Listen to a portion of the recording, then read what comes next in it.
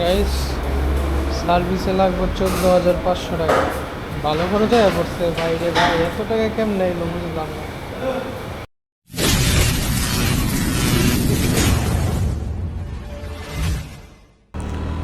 Hey everyone, it's me Muhammad Ibrahim. Welcome to my Facebook page and YouTube channel.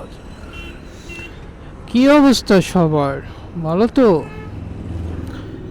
তো guys, অনেক অনেক দিন পর আবারও মোটো ব্লগে চলে আসলাম ব্যস্ততার মাঝে।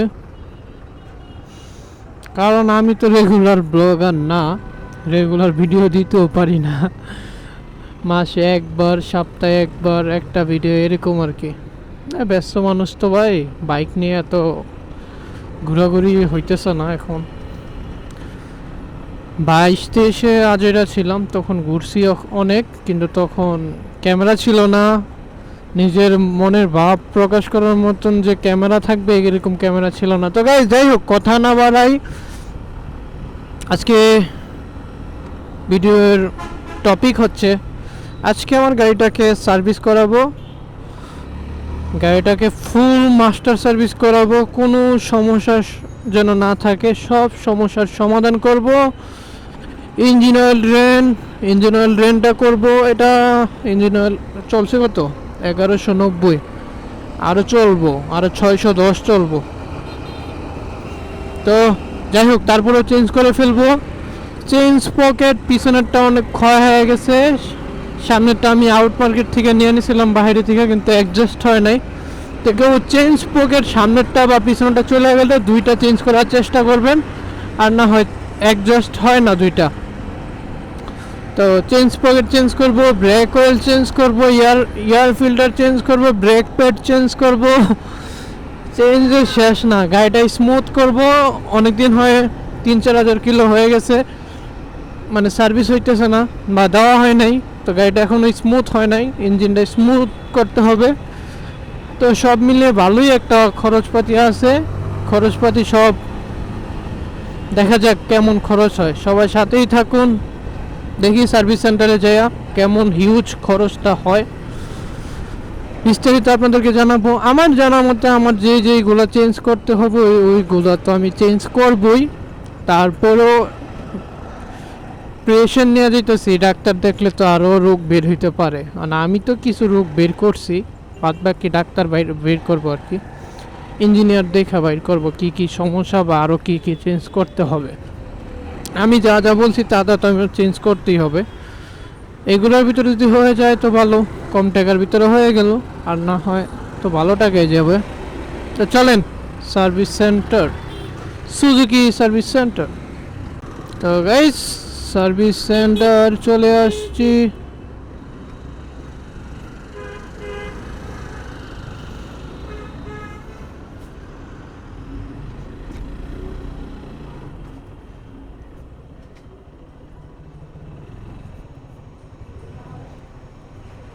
গাইস, আমি যার কাছ থেকে সার্ভিস করাই, হ্যাঁ তো জায়গা চেঞ্জ করছে।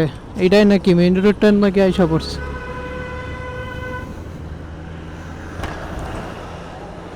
সার্ভিস সেন্টার তো এটাই না? আবার সবুজ ভাই আছে, সবুজ সবুজ, ওইটা বলছেন কেন? কি অবস্থা আপনার? গাইস, এই হচ্ছে সবুজ ভাই, আমার কাছ থেকে সবসময় সার্ভিস করাই। আজকে পুরো গাড়িটা ফুল সার্ভিস করাবো, ফুল সার্ভিস।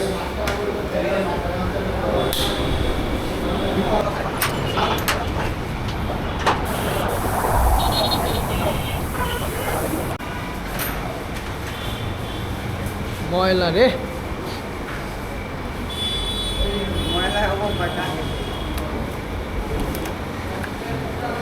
ইয়ার ফিল্টারে তো ময়লাটা নেই। হ্যাঁ, ঢাকা শহর যে ময়লা, গাড়িতে ময়লা লাগবে না।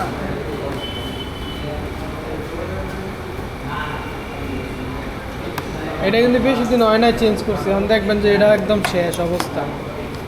তো অবশ্যই দেখি খোলার পর কি হয়।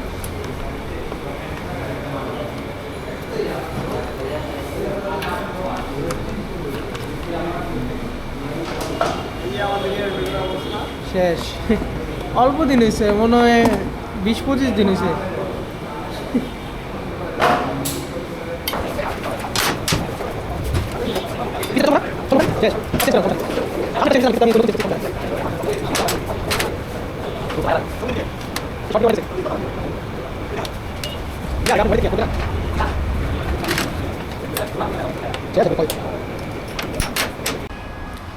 তো গাইস, গাড়ি তো সার্ভিস হইতেছে, 1 ঘন্টা হয়ে গেছে আসছি, আরও 2 ঘন্টা 2.5 ঘন্টার মতন লাগতে পারে, আরও বেশিও লাগতে পারে।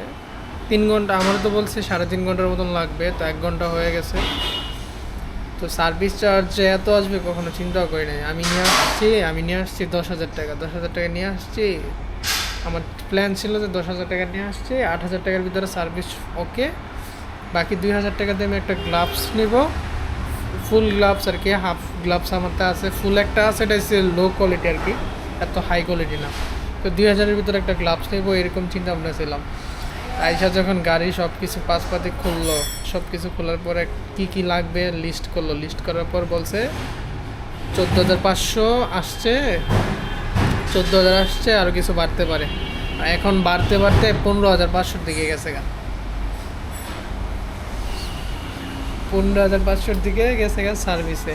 আমি বুঝলাম না এত টাকা আসলো কীভাবে। আল্লাহ, ঢাকা শহরে গাড়ি চালালে যে এমন হিউজ খরচ হয় গাড়ির উপর, কখনো চিন্তাও করতে পারি না যে এত টাকা আসবে। আমি তো গাড়ি সবসময় সার্ভিসের মানে যা চেঞ্জ করার সাথে সাথে চেঞ্জ করে ফেলি।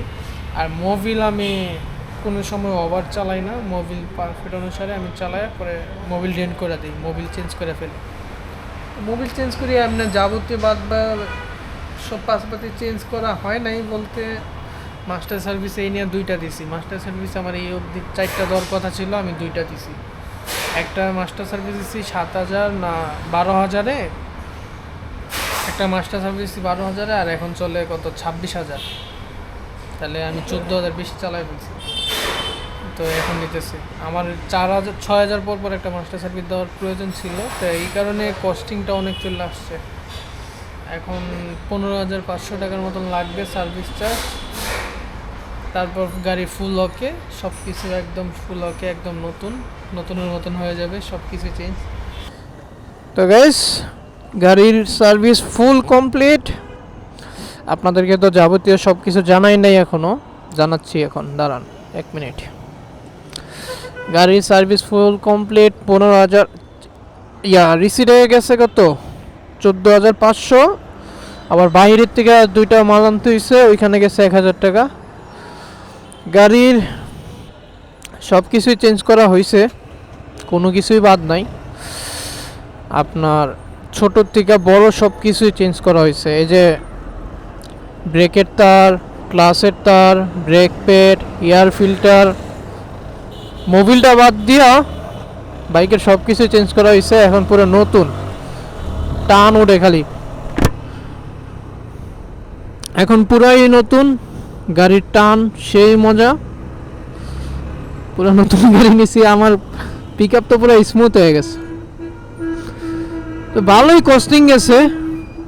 বাইকের যত যাবতীয় ফ্ল্যাগ বলেন, তার যত ইঞ্জিনের সব কিছুই লাগানো হয়েছে। মানে ফুল মাস্টার সার্ভিস, তো ফুল মাস্টার সার্ভিসে যা যা সমস্যা ছিল সব কিছুই, মানে যেটা চালানোর মতন ওইটাও চেঞ্জ করে ফেলছি। যে এটা দিয়ে আমি 5,000 কিলো আর চালাইতে পারবো, ওইটাও রাখি নাই, সব চেঞ্জ করে ফেলছি। কেন? কারণ তো আছে। চেঞ্জ করার কারণ হচ্ছে যে সামনে একটা লং ট্যুর হবে, সামনে একটা লং ট্যুর দিব, তো ওই সামনে লং ট্যুর দেওয়ার প্ল্যান আছে বিদায় ওই আক্ষেপে সব কিছুই চেঞ্জ করছি। 15,000 টাকা, 15,500 টাকা মানে খরচ করলাম। আবার কিছুদিনের ভিতরে একটা ফগ লাগাইতে হবে। ফগটা লাগানোর পর 20,000 টাকার ভিতরে আমার গাড়ি সব কমপ্লিট হয়ে যাবে ট্যুরের জন্য। এখন তো গাড়ি ফুল কমপ্লিট, শুধু ফগটা লাগানো বাকি। ফগ লাইট লাগালি ফুল ওকে। এখন গাড়ি এমন স্মুথ হয়েছে, আগুনের মতন দৌড়ায়। রেডি পিক আপ যে এত হাই হয়েছে ভাই, বলার বাইরে। 3 গিয়ারে রেডি পিক আপ সেই 15 গতিতে 2 গিয়ারে রেডি পিক আপ পুরাই আগুন। বেশ দেন, পুরাই আগুন আগুন আগুন।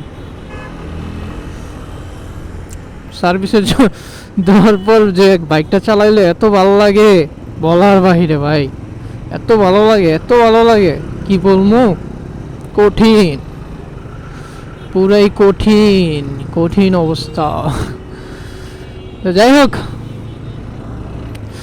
ভালো লাগতেছে। টাকা খরচ হোক ভাই, স্বপ্নের বাইক বা পছন্দের বাইক যেটা আপনি চালান, এটা সব সময় একটু ফ্রেশ রাখলে, একটু সুন্দর রাখলে, সব কিছু ভালো রাখতে গেলে টাকার কস্টিং একটু পরে, খরচ পরে, অনেকটাই খরচ পরে। তারপরও খরচটা গায়ে লাগে না যখন কিনা গাড়িটা ভালো থাকে। নিজের গাড়িটা যখন ভালো থাকে তখন খরচটা এত গায়ে লাগে না, তখন মনের ভিতরে একটা তৃপ্তি পাওয়া যায়। ইস কি সুন্দর স্মুথ চালাইতেছে গাড়িটা, উফ, শান্তি শান্তি লাগে। আর এটা রেডি পিক আপ তো অনেক বেড়ে গেছে, পাওয়ার হয়ে গেছে, পাওয়ারফুল, মনে হয় হায়ার সিসি গাড়ি চালাইতেছে এরকম লাগতেছে। R15 আর GSX এর যে চালাইছি আমি, চালানোর পরে ওইটাতে যে রেডি পিক আপ পাইতাম, এটাও সেম, এটা ভালো ready pick up.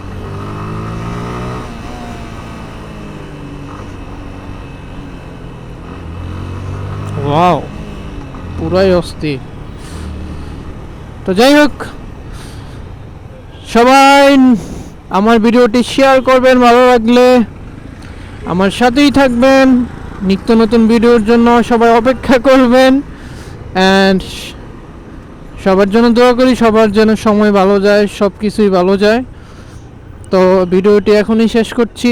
Thanks for watching, tata.